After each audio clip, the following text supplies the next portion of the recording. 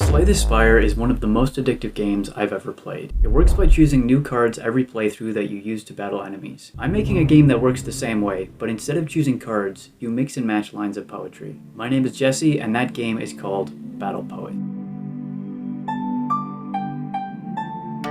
The idea for Battle Poet was conceived while I was in a slump between game ideas and playing some Slay the Spire to pass the time. I'd recently created a new game mechanic for a tabletop RPG game with my friends called Battle Poetry. It works by choosing a first, second, and optional third line of poetry, then combining them for a poem that has a unique effect depending on which lines were used. I was thinking over my new mechanic while pulling off some sweet combos in Slay the Spire, when the idea for my next game hit me.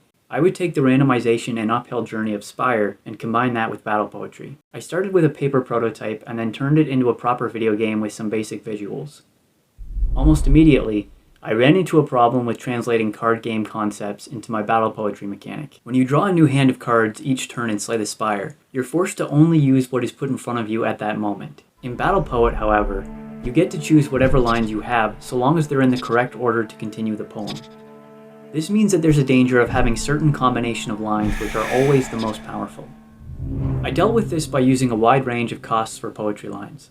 The line "Beneath the Thunder Shattering," for example, does massive damage to enemies but costs so much to use that you'll need to use less expensive poems first to save up enough focus, meaning you'll need to choose weaker poems first if your strategy is to build up to stronger ones. Battle Poet also deviates from Slay the Spire because it has a larger focus on story encounters you play through in small doses at a time. The story for Battle Poet takes place in my fantasy world of Idaris, the setting of a book I recently published.